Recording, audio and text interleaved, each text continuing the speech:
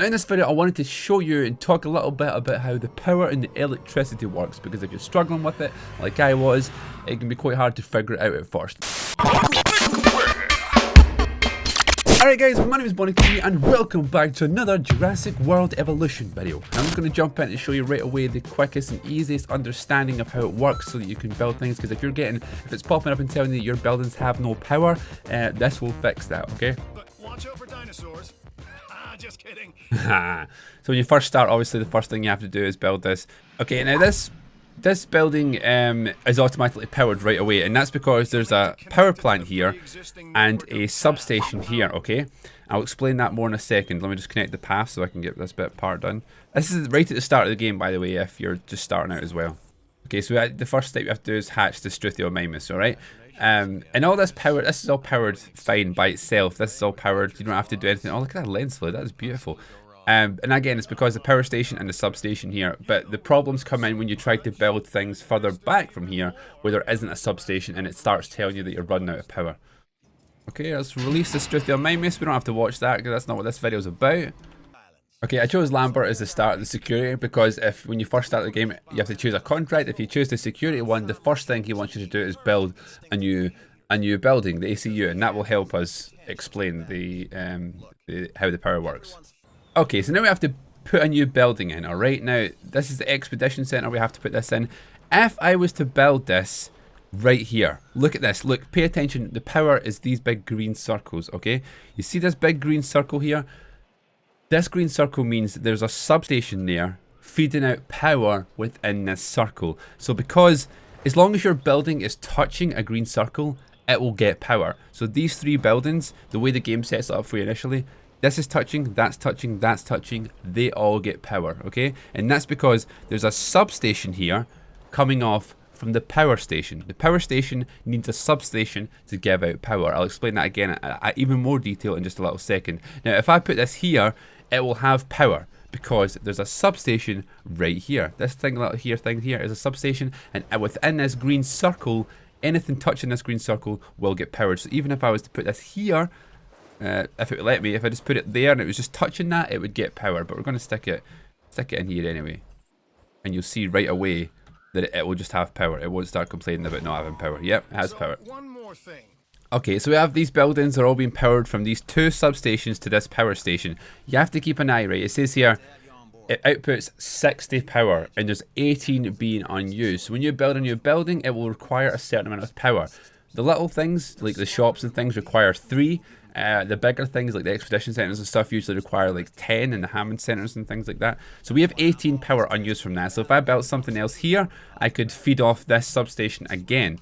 So let me just try that. If I build a little ACU center here, again, if it's touching the green, this will automatically be powered. So if I just chuck it in here, I'm quite OCD. I like things to be nice and neat. And connect the path. Okay, and that feeds off this substation here, and there's plenty of power going to that. That takes power consumption 10, so you see this will affect the power station. Now we only have 8 that's unused, so I couldn't build another one of those stations there. It wouldn't get power. I'd have to build another whole power station, which is what we're going to do right now. Actually, first, what I'm going to do is I'm going to build a little shop up here. Something that takes smaller, just so I can show you how the substations work. So if I do fast food, it says the power use 3, so I know I have enough power left for that. If I put this here outside the green circle, it won't receive power, okay? It will receive, you see it's got like a little icon above it. When I put it here, no icon. When I put it here, it's got like a little battery above it saying, you know, you're not going to get power if you place this here, so beware. We're going to place it there. I'm going to connect the path, obviously. It needs to be done every single time. Actually, that joins straight onto the path, it's fine. So this building is being completed. It's not going to be open because we're getting no power. So how do we get power to this? Well, you go into the power mode. We need to build a substation. When you click on substation, it shows you all your existing substations and where they're putting power to. So this substation, like we talked about, is putting power to these 3. This substation, like we talked about, is putting power to these 2, but not this because it's outside the green circle. Now, if I put this, I can put this anywhere now, as long as the green circle is touching the new building that I just built. So if I put it, I'll put it on this side, stick it there. Okay. Now that's not enough. That won't get it power, alright? It still says no power because you need to connect this substation to your existing line of electricity. So your pylons here.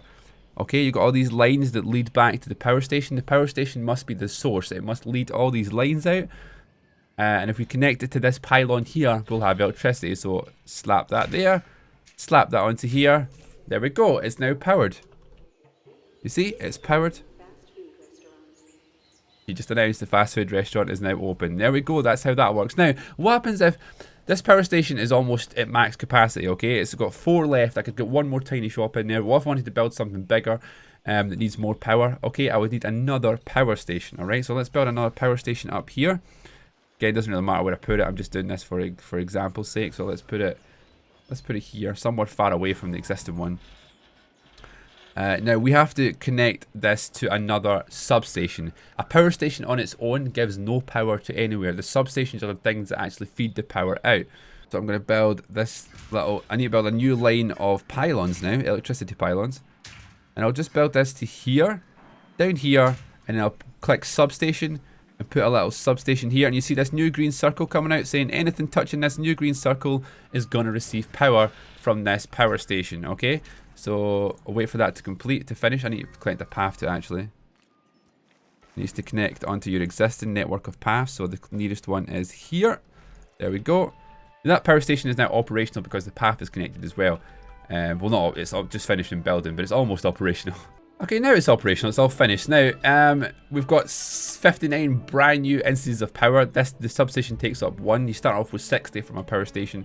So if I now go and build a little fast food restaurant, again, anything in these green circles is getting power from this station, but it's almost maxed out.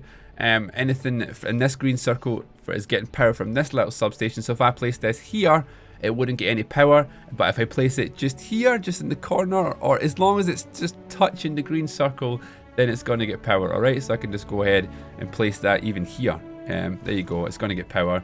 Connect the path. Where are you, path? Here you go, to there. And there you go, that's it. I don't have to create any more pylons because this substation is feeding out to here.